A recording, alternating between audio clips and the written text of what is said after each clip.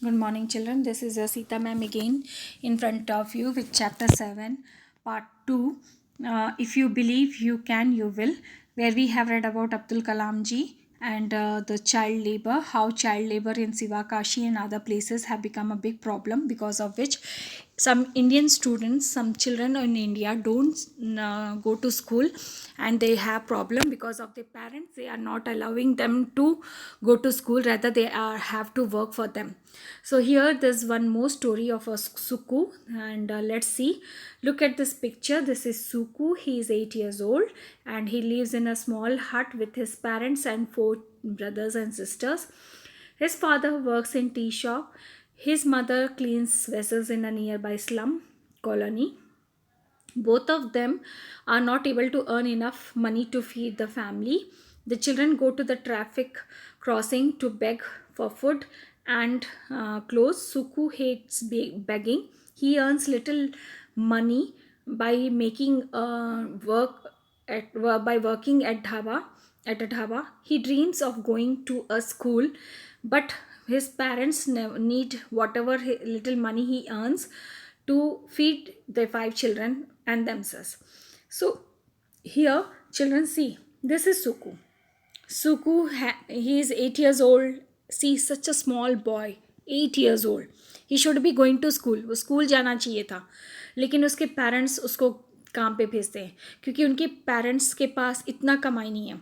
उनके घर में बच्चे बहुत हैं, 4 और बच्चे हैं, उसको मिलाकर 5 बच्चे. घर में कमा कर बच्चों को खिलाना पिलाना पॉसिबल नहीं है, घर का किराया वगैरह देना. तो वो सुखू के फादर के पास एक चाय की दुकान है जिसमें ज़्यादा कमाई नहीं होती. उसकी मम्मी पास के घरों में बर्तन वगैरह का काम करने जाती है. तो सुखू को और उनके बाकी मेंबर्स को बोलते हैं कि तुम भीख मांगो, तुम्हारा पेट नहीं हम भर सकते तो तुम भीख मांगो. सुखू को काम करना ज़्यादा पसंद था भीख मांगने के बजाय, तो वो एक ढाबे पे जाके काम करने लगा. उसको लगा कि भीख मांगने से तो अच्छा है काम करके अपना रोजी रोटी कमा लूँ. तो वो काम करने लगा. इस तरह से वो अपनी जो भी कमाई थी वो उससे वो अपने पापा मम्मी को भी दे देता था, प्लस वो एक शान की डिग्निटी की ज़िंदगी जीता था. लेकिन कहीं ना कहीं गलत है ये उनके पेरेंट्स की तरफ से भी. See here, many people do not understand the importance of small family and education. पहली बात तो छोटी फैमिली होनी चाहिए. कम बच्चे पैदा करो तो कम खर्चे होंगे, और ये खर्चों से प्रॉब्लम से बचने के लिए अगर फैमिली कम छोटी हो तो ज़्यादा अच्छी है. प्लस बच्चों को हम अच्छी एजुकेशन अच्छी लाइफ भी दे सकते हैं, वो हमारा ही फ़र्ज़ है. अगर हम धरती पे आ रहे हैं, बच्चों को पढ़ा रहे हैं, पढ़ा लिखा नहीं सकते तो क्या मतलब ऐसे बच्चों को संसार में लाने का. इसीलिए ये बहुत ज़रूरी है कि पढ़ाई पे इम्पोर्टेंस होनी चाहिए, सब पेरेंट्स की इम्पोर्टेंस देना चाहिए. Indian law bans the employment of the children below the age of 14.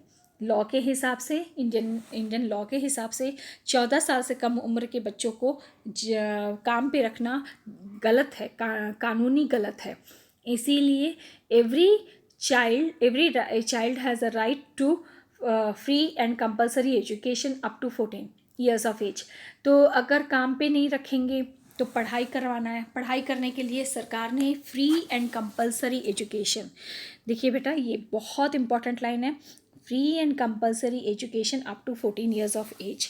ये बहुत ज़रूरी कर दिया. इसीलिए आप कई दुकानों में आप जाओगे तो वहाँ देखना कि हम 14 साल से कम बच्चों को काम पे नहीं रखते, ऐसे बोर्ड लिखा हुआ मिलेगा आपको.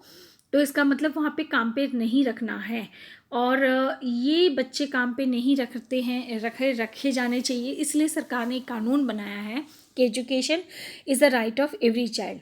सब बच्चों को राइट टू एजुकेशन एक अभी एक लॉ बन गया है. उसके हिसाब से RTE के हिसाब से भी बच्चों को पढ़ाई के ऊपर फोकस करने के लिए सरकार काफ़ी कुछ पहल की है. But if the duty of but it is the duty of each and every person to make sure that every child goes to school.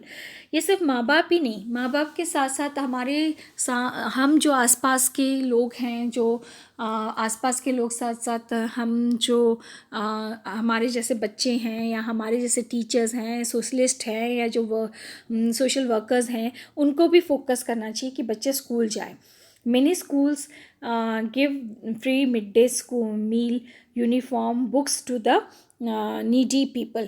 तो बुक्स अभी जो क्या हो गया, गवर्नमेंट स्कूल्स की में खुली गई हैं इन बच्चों के लिए। सरकार ने कानून बनाने के साथ साथ एक अच्छा काम किया है कि गवर्नमेंट स्कूल्स बहुत खोले। इन गवर्नमेंट स्कूल्स में मिड डे मील्स हैं, और ये मिड डे मील्स के साथ साथ बहुत सारी बुक्स, यूनिफॉर्म, ये देखिए बुक्स, यूनिफॉर्म वगैरह भी दिए जाते हैं, जिससे कि बच्चे आराम से पढ़ लिख सकते हैं। पढ़ाई की सारी सुविधा दी जाती है ताकि बच्चे पढ़ाई लिखे, क्योंकि गवर्नमेंट ने ये महसूस किया कि गरीबी हटाने का सबसे बेहतरीन तरीका है बच्चों को काम पे रखना, स्कूल में भेजना। और स्कूल में free education, free mid day meal खाना, प्लस आजकल तो अंडे और दूध भी सरकार दे रही है, जूते भी दे रही है, यूनिफॉर्म भी दे रही है, बुक्स भी दे रही है, और क्या चाहिए। तभी तो बोला जा रहा है कि पढ़ेगा इंडिया तो बढ़ेगा इंडिया, पढ़ेगा तभी तो। और पढ़ने के लिए स्कूल भेजना पड़ेगा। पता है, स्कूल भेजने के लिए, एनरोलमेंट को बढ़ावा देने के लिए सरकार कई कई योजनाएं बनाती हैं ताकि बच्चे स्कूल्स ज़्यादा की ज़्यादा तादाद में आएँ।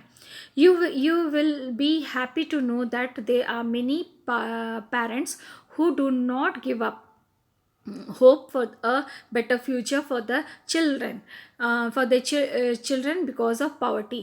They make sure that their children are educated and the children work hard and make their parents proud of them. अच्छा, ऐसे कई कुछ पेरेंट्स ऐसे भी हैं, बहुत गरीब हैं, मुश्किल है। आपने कितनी बार सुना होगा, एक रिक्शा वाले का बेटा IAS टॉपर बन गया, तो एक छोटा छोटा जो काम करने वाले लोग हैं, ये एक मज़दूर का बेटा डॉक्टर बन गया, एक मज़दूर का बेटा ये बन गया। तो बहुत गरीब घर का बच्चा देखो आज इतना बड़ा टॉपर बन गया, आपने बहुत बार न्यूज़ में सुना होगा। तो ये मेनली उन पेरेंट्स की वजह से है जो पेरेंट्स अपने बच्चों को बेटर फ्यूचर और खुद गरीबी में जीकर, खुद की तकलीफ पाकर अपने बच्चों को ग्रेटर हाइट्स तक ले जाते हैं ताकि उनके बच्चे पढ़ लिख कर बड़े हो जाए।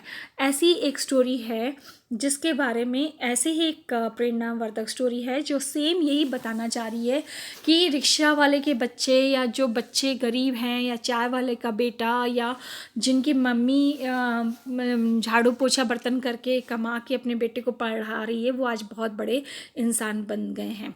तो एक अच्छी सी स्टोरी है यहाँ पे। शरत बाबू mother earned only 500 per month. She made idlis to earn some extra money to educate her 5 children. Sarat Babu sold idli in the streets of Chennai. Her mother had to face many difficulties. His mother has to face many difficulties. She had to get water before sunrise for a far away water tap. One of her son had died when he was in class 12. The second son dropped out of the school after the class 10, but she did not give up hope or hard work. Sarat Babu started binding books when he was in class 10 to earn money.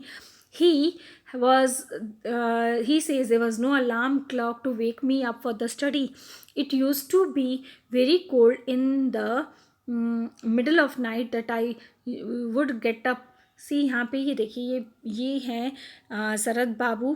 ये जो शरत बाबू है और उनकी ये mother है, इनको बहुत तकलीफ। शरत बाबू की जो माँ है वो 500 रुपये के महीने के हिसाब से काम कर पाती थी, उससे खर्चा नहीं चलता था। उनके 5 बच्चे थे, तो वो इडली बेचती थी।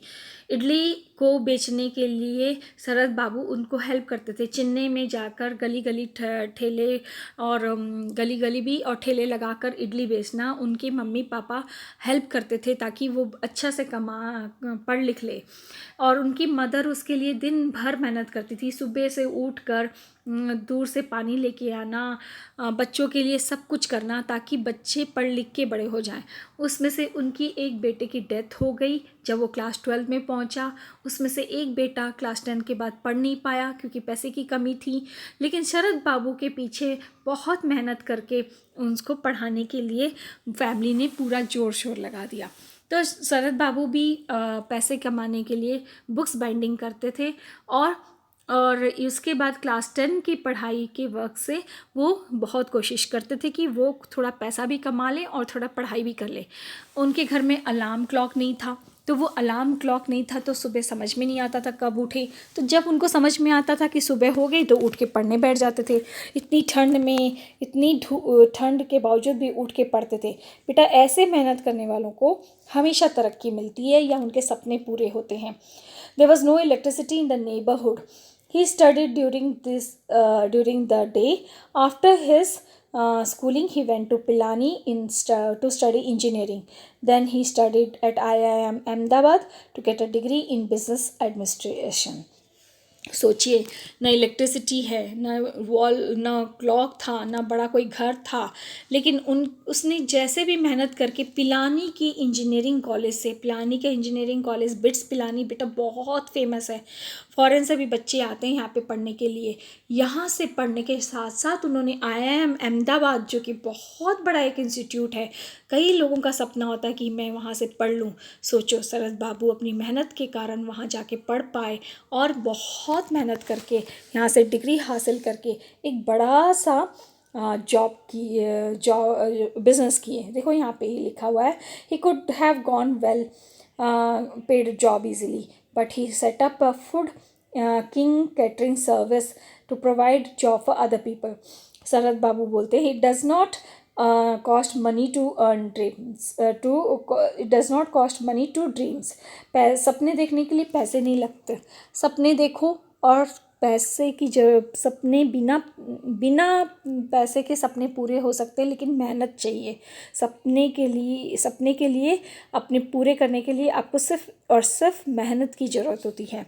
तो देखो, शरद बाबू ने अपने सपने को पूरा किया, अपनी माँ को इज्जत दिलाई है। देखिए लोगों ने उनको सम्मान दिया और साथ में एक सर्विस खोली ताकि दूसरों को काम दे सके। ऐसा नहीं कि खुद एक सर्विस में काम करने लगे और ख़त्म, नहीं, उन्होंने दूसरों की भी चिंता की और एक फूड केटरिंग सर्विस खोल के दूसरों को भी काम पे रखा। इस तरह से अपने समाज में आपने जो पाया उसको रीपे करना भी हमारा समाज में फ़र्ज़ होता है।